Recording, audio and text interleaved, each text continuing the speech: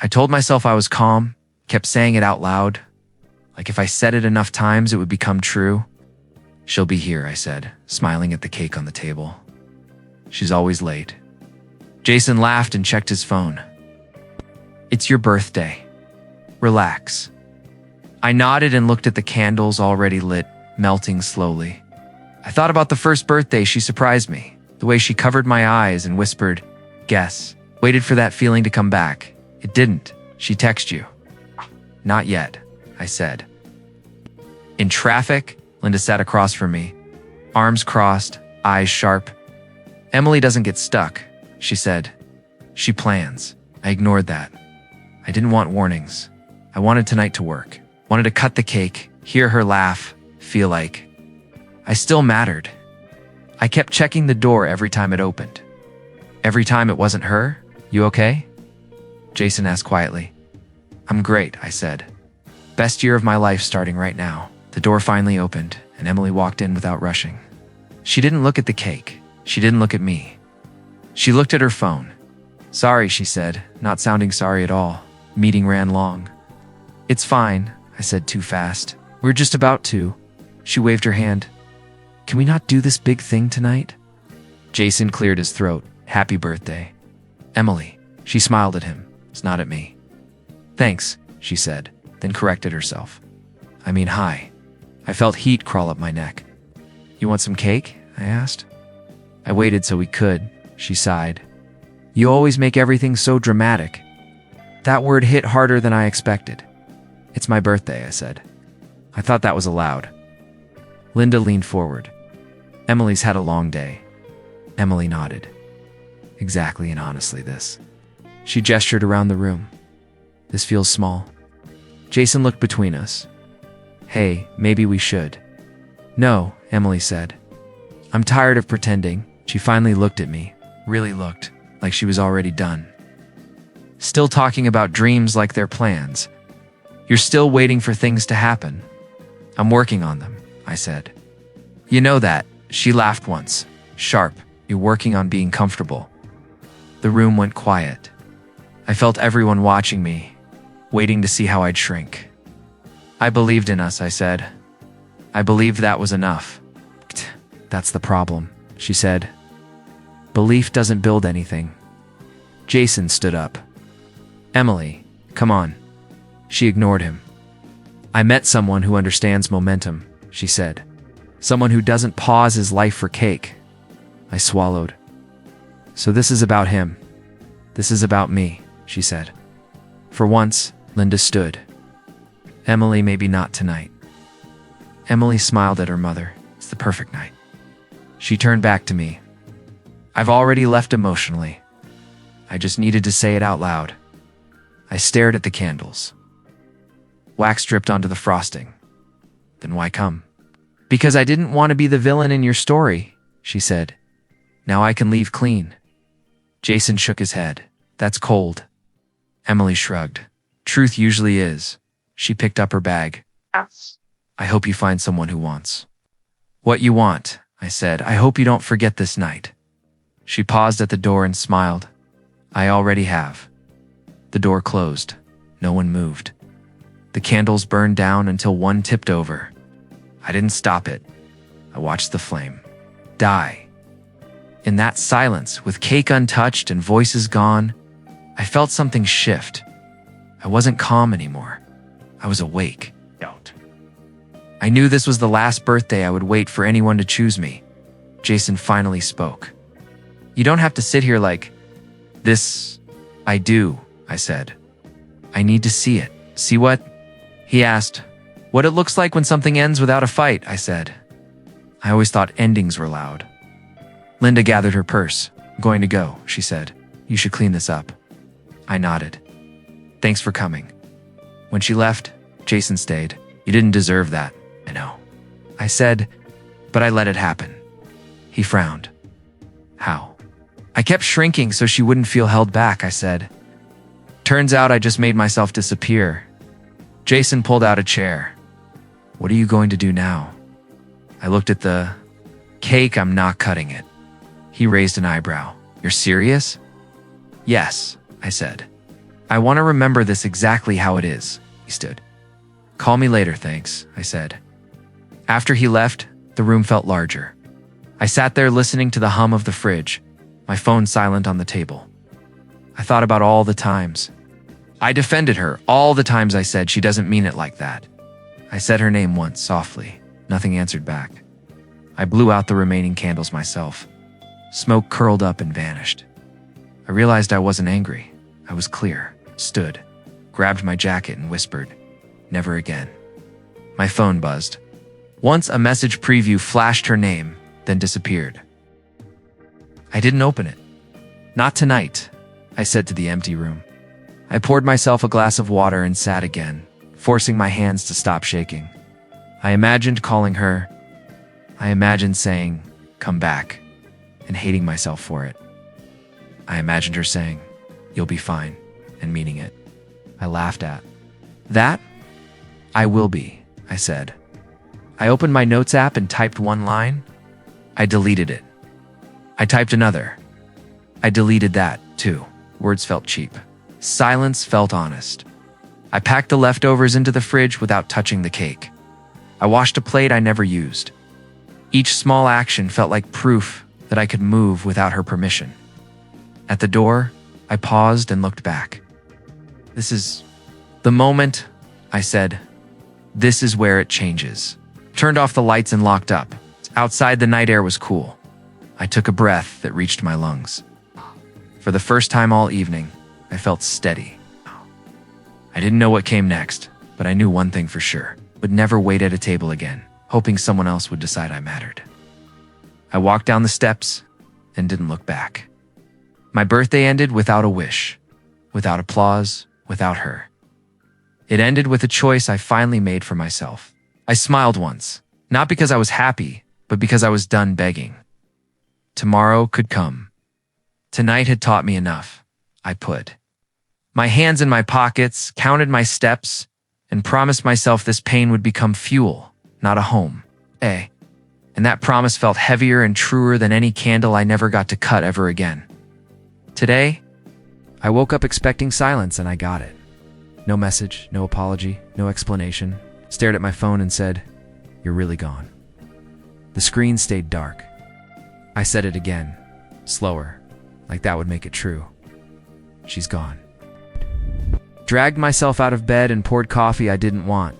I checked my phone again anyway. Jason called while I was tying my shoes. "You alive?" he asked. "Barely," I said. "I knew it," he replied. "You didn't answer last night."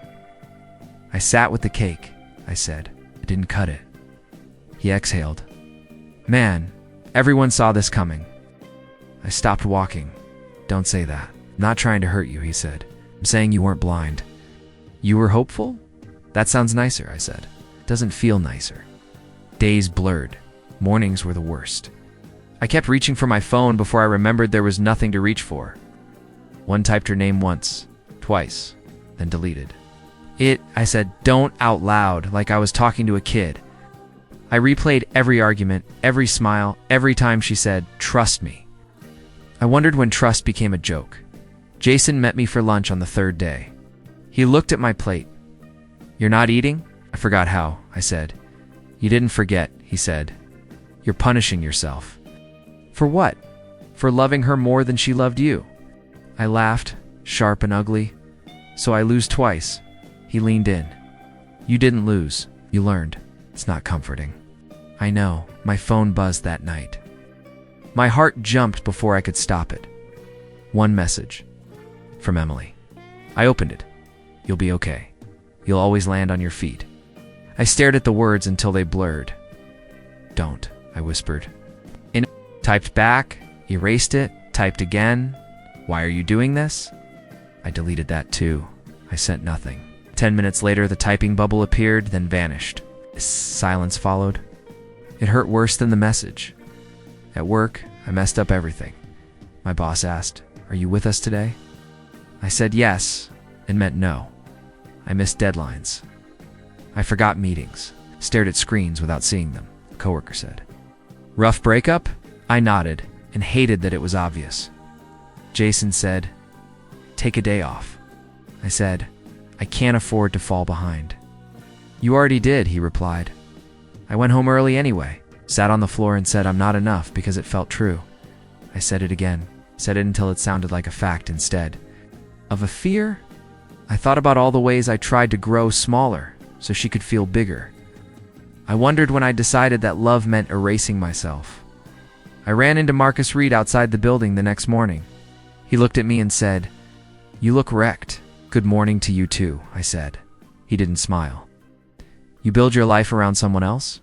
I hesitated. Yeah, he nodded. That's why you feel hollow. That's a little blunt. I don't do gentle lies, he said. You made her your center. She made you optional, I swallowed. What was I supposed to do?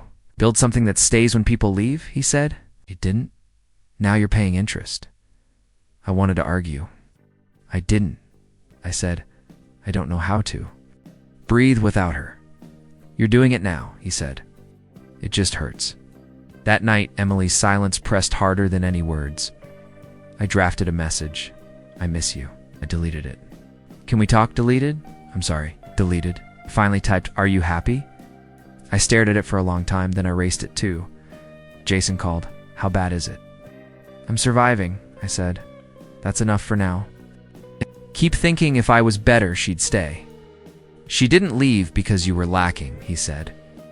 She left because she wanted something else. That still feels like my fault. It will, he said, till it doesn't. I sat on my bed and opened my contacts. Her name sat there, calm and familiar. I said it once, Emily. I pressed delete. My thumb hovered. I memorized the number without trying. I hit confirm. The name vanished. I put the phone down and breathed, alone, knowing this wasn't healing. It was just surviving. The next morning I woke up and said, Don't check, before my eyes opened. I checked anyway. Nothing. I laughed quietly, of course, showered, and practiced conversations that would never happen. Said, You hurt me. I said, I forgive you. I said, Come back. None of it sounded real. Jason stopped by unannounced. You look thinner, he said. I'm saving money. On groceries, I replied. He sat down. You keep defending her. I'm defending myself, I said. If I don't, then I chose wrong. You chose honestly, he said. She didn't. That afternoon, my phone buzzed again. Another message. I hope you're not angry. I read it twice. I am, I said. I typed it. I erased it. I set the phone face down. At work, Marcus caught me staring at nothing. You're still orbiting, he said. I don't know how to stop. You stop by deciding, he replied. Not by waiting. I went home and found the cake still in the fridge. Threw it out. I said, I'm sorry to the empty kitchen. The trash lid closed. The sound felt final. That night I opened my notes app again. I typed day 1. Then I changed it to day whatever. I closed it. I wasn't ready to count progress, Emily. Didn't write again. The quiet stretched. It scared me less than before. I lay back and whispered, I'm still here. I believed it enough to sleep. In the morning, I opened my contacts to make sure. Her name was gone. My hands shook anyway. Whispered the number once, just to prove I remembered. I hated that I did. I locked my phone and said, Not today. I walked outside, breathing alone, unsure, unfinished, and alive, before bed. I stood by the window and talked to the city. I didn't fail, I said. I just stayed too long. The lights blinked back without judgment. I lay down and let the quiet sit. It didn't comfort me. It didn't crush me. It just existed. I counted my breaths until sleep came, slow and uneven, teaching me how to keep going without promises. Tomorrow would ask for strength. Tonight only asked that I stay. I agreed quietly, eyes open, heart bruised but breathing. I didn't wake up different. There was no speech in the mirror, no sudden confidence. I just stopped reaching for my phone. I noticed it halfway through the morning and said, That was it. No message drafted, no name typed. The silence. Didn't feel brave. Felt tired. Marcus caught me near the elevator. You look less haunted, he said. I slept, I replied. That'll do it, he said. You want work? I already have work. I mean real work, he said. Risky. No safety net. I hesitated. Why me? Because you've got nothing left to lose, he said. And because you need to build something that answers back. I nodded. Okay, good, he said. Start today. Project. Was ugly and complicated, stared at the numbers and said, this might kill me. Marcus smiled. That's how you'll know you're alive. At my desk, Sarah Whitman glanced over. You look like you're about to argue with a spreadsheet. She said, it started it, I replied. She smiled once. What's the plan? I'm making one, I said. As I go. That's dangerous, she said. Necessary, I said. She nodded. Tell me if you want feedback, not sympathy. Deal, I said. I worked through lunch. I worked late. It's when... My brain tried to drift. I said, not today. Small wins stacked quietly. A formula worked. A decision held. I didn't celebrate. I just kept going. Jason texted. You alive? Busy, I replied. That's new. Don't get used to it, I said. That night, I scrolled without thinking and saw Emily's face flash by. A headline, a panel, caption about leadership. I felt nothing sharp, just a flat line. Good for you, I said, and meant it the way people mean it when they've already left the room. The next day, Marcus asked, you going to that industry mixer Friday? I shook my head. No, why? She'll be there, I said. He studied me. You running or choosing? I'm choosing, I said. Me, he nodded. That'll change everything. Sarah overheard. Proud of you, she said. For skipping a party? For not chasing a reaction, she said. Most people can't stop. I said, I'm not cured. Good, she said. Cured people get careless. The week moved. I moved with it. I showed up on time. I left on purpose. I stopped explaining myself. When Jason asked, you okay? I said, I'm building. When he said, without her, I said, without anyone's permission. Friday came. Invitations buzzed. Photos posted early. I put my phone face down. Marcus clapped me on the shoulder. Drink? Water? I said. Sarah raised an eyebrow. Revolutionary, I laughed. Don't push it. We talked about work, about books, about nothing that needed fixing. She didn't ask about Emily. I didn't volunteer. The absence felt respectful. Later alone, I opened my notes and wrote one line. I don't chase what leaves. I didn't delete it. A message popped up from an old coworker. Did you see Emily's keynote? I typed, no. I didn't add anything else. Saturday morning I ran. Not fast. Just enough to feel my lungs argue. Stay, I told them. They did. I showered and felt ordinary. It felt good, Jason called. You're really not going? No, I said, proud of you, he said. Miss you though. Come by tomorrow, I said. At work Monday, Marcus slid a folder across. Results are good, he said. You earned the next step. I opened it and smiled without trying. Thanks. He leaned back. Notice anything? I didn't ask if she'd be there, I said. Exactly, he said. Sarah passed by and tapped the folder. Looks heavy. I can carry it, I said. I know, she said. That afternoon, another headline crossed my screen. Emily again. Bigger this time. Applause frozen mid-clap. I watched for jealousy.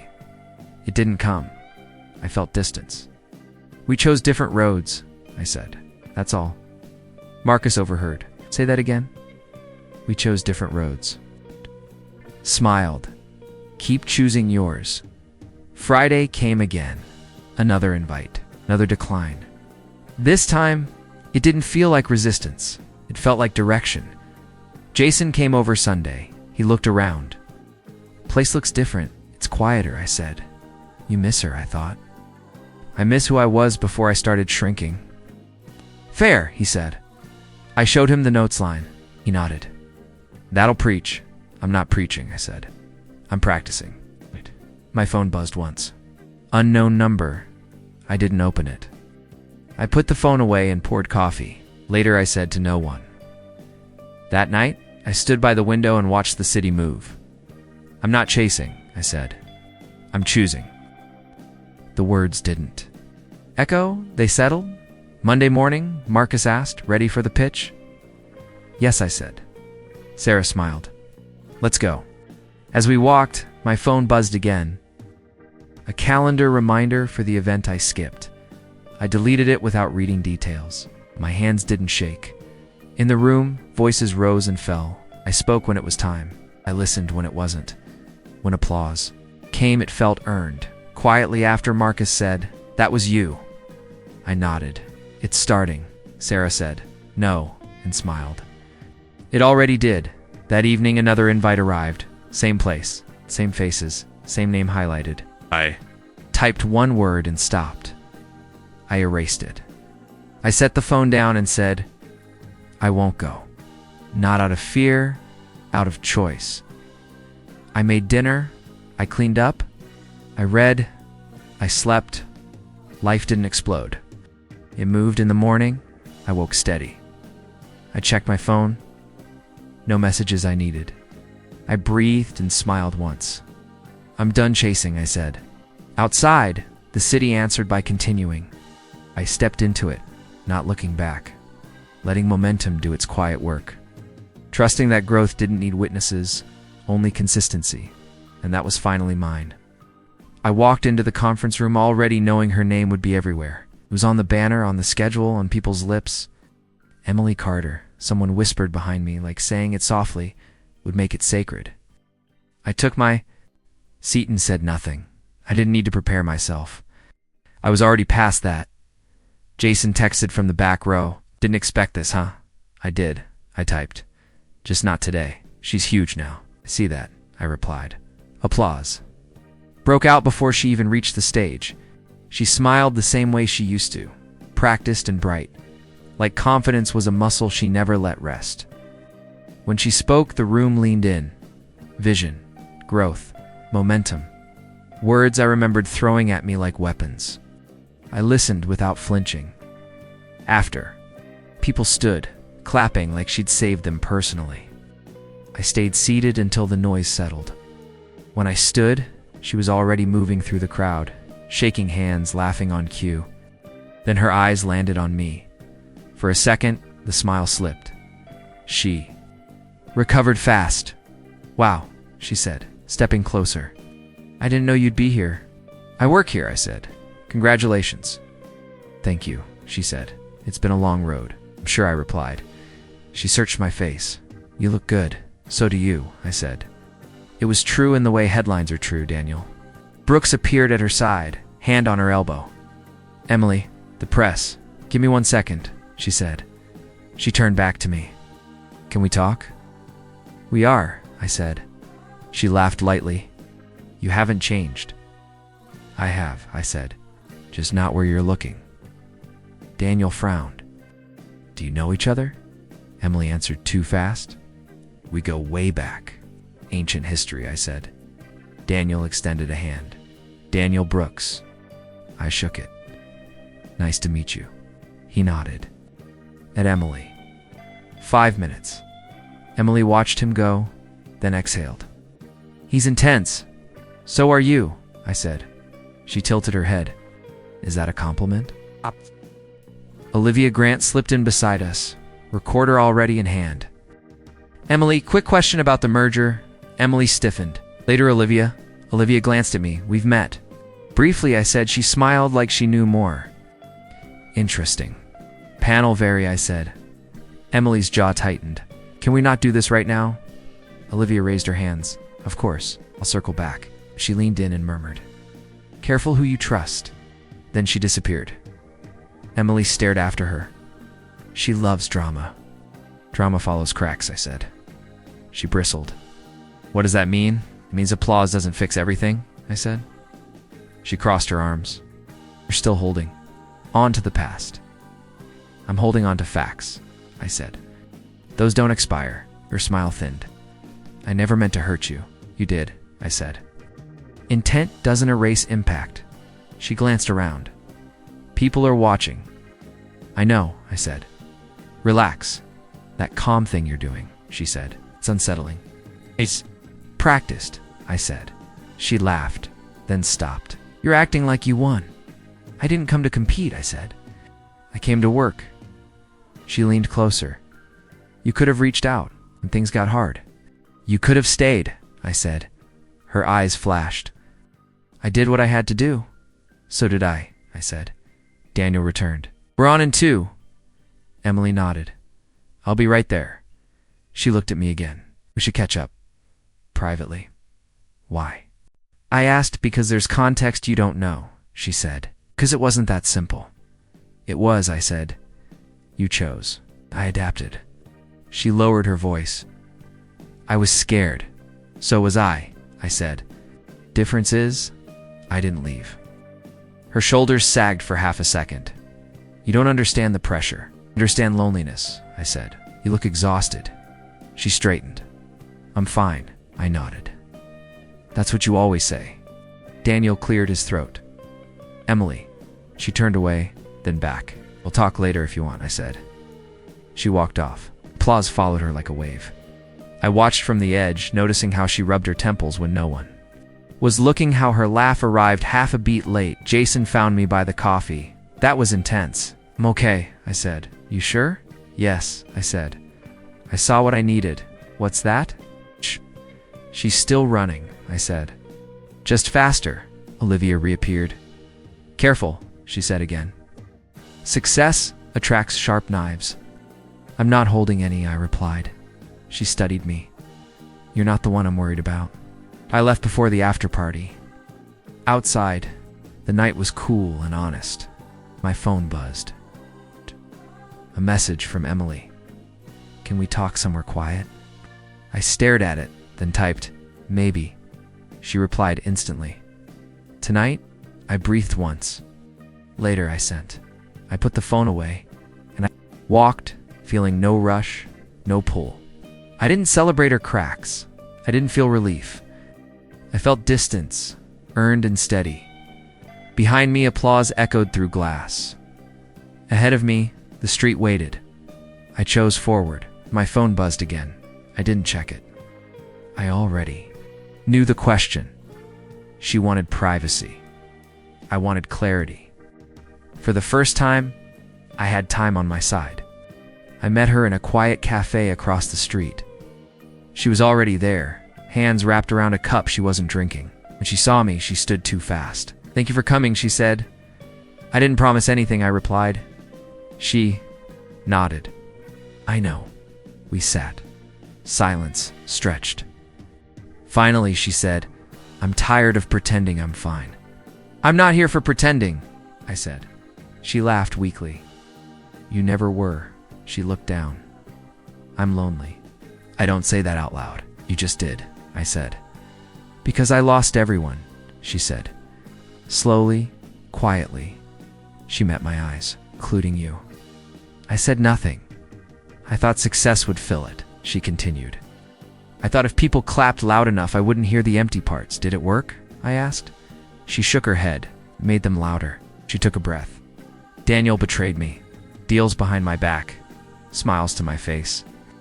She laughed again. Guess I taught him well. I leaned back. Why tell me? Because you warned me once, she said. You said ambition without loyalty leaves you alone. I remember, I said. I didn't listen, she said. I chose ambition over humanity. Her voice cracked. I chose it the night of your birthday. I felt the memory rise. I kept my voice steady. Say it. I ruined your birthday, she said. I walked away smiling. She wiped her eyes. That was the moment I crossed a line I can't uncross. She reached across the table, then stopped herself. I'm sorry. I believe you, I said. Hope flickered. Does that mean no? I said gently. She swallowed. I want another chance? I let the words sit. Why now? Because I'm failing, she said. Because I can't sleep. Because I keep seeing your face when the room goes quiet. That's not love, I said. That's regret. Nodded. I know. But regret is honest. So is consequence, I said. She leaned forward. I loved you. You loved the idea of me, I said, until it asked you to stay. Tears fell. I was scared. So was I said. I stayed anyway, she whispered. Do you hate me? I thought. No. Relief crossed her face. Then maybe I don't forgive you, I said. Not because I'm cruel, because forgiveness isn't a tool to make you feel better. Her shoulders slumped. I deserve that. This isn't punishment, I said. It's honesty. She laughed through tears. Always did that. I learned, I said. From you. She looked up. Can we start over? I shook my head. There's nothing to start. Please, she said. I'll do the work. I already did, I said, alone. She covered her face. I came back too late. Yes, I said. She breathed out, long and broken. I thought seeing you would fix something. It fixed me, I said, just not the way you hoped. She lowered her hands. Are you happy? I'm free, I said. That's better. Shh. Nodded slowly. I don't know how to live with this. You will, I said. You're strong, just not gentle. She smiled sadly. You became what I needed. Became what I needed, I corrected. Silence settled. Outside, cars passed. Time moved. She stood. Thank you for coming. You're welcome, I said. She hesitated. If I had chosen differently, I wouldn't be here, I said. And I'd like who I am. She nodded, tears falling again. Goodbye. Goodbye, I said. She walked away without looking back. Stayed seated, calm. No victory, no pain. Just space. I paid and stood. As I stepped outside, the air felt lighter. My phone buzzed. I didn't check it. I knew it wasn't her. Chapter was closed. I walked down the street, hands loose, breathing easy. I wasn't angry. I wasn't triumphant. I was done. The smiling girl finally broke, and I didn't need to watch anymore. I woke up before the alarm and said, "It's my birthday." The words didn't hurt this time. They didn't echo. They just existed. I stretched, checked my phone, and smiled when there were no messages I needed to avoid. I got up and made coffee, humming without noticing until halfway through. Marcus called while I was pouring the cup. You up? I am, I said. Early miracle. Good, he said. We're on schedule. For what? For celebrating you, he said quietly, like adults. I laughed. I liked that plan. Sarah texted a minute later, don't forget lunch. I won't, I typed. Thanks for remembering. Someone has to, she replied. At work, nothing felt heavy. Marcus handed me a folder and said, another win. Team effort, I said. He shook his head. We carried this. I accepted the compliment without deflecting. Thank you. Sarah glanced up from her screen. Growth, she said. Careful, I replied. I might get used to it. At noon, we ate together. No speeches, no surprises, just food and easy. Talk? Sarah asked. Do birthdays still bother you? I thought, they used to. What changed? I stopped waiting for someone else to show up, I said. Marcus raised his glass. 2. Showing up for yourself. I clinked it. 2 staying. Jason joined us later, out of breath. Traffic tried to stop me. It failed, I said. He grinned. How does it feel? Steady, I said. That's new. He nodded. You earned it. In the afternoon, an old memory tried to knock. Noticed it and said, not today. It passed. I finished my work and shut down on time. Sarah said, cake later? Yes, I said, but small. She smiled. Exactly. At home, I cleaned the counter and set out 1 plate. I paused, then left it there. I'm allowed, I told myself. The doorbell rang. Jason dropped off a book. Marcus sent a message. Sarah sent a photo of a bakery box. Don't rush, she wrote. I won't, I replied. When evening came, I lit 1 candle. I didn't rush to blow it out. I let it burn while I talked to the room. I survived, I said. I learned. I stayed. I thought of Emily once, briefly, without heat. Thank you, I added, for the lesson. The cake was simple. I cut it cleanly. The knife moved steady in my hand. I smiled, really smiled, and said, Happy birthday to me. No applause followed. It wasn't needed. My phone buzzed. A message from Marcus. Proud of you. Another. From Sarah. See you tomorrow, I replied, looking forward to it. I sat and ate slowly, tasting sugar in quiet. I remembered the night I didn't cut the cake and felt no pull to revisit it. That pain didn't own me anymore. Mian stepped aside. I washed the plate and dried it. I stood by the window and watched the city breathe. Justice doesn't shout, I said. It settles. The words felt right. Before bed, I wrote one line in my notes. I celebrate who stayed. I closed the app. I turned off the light in.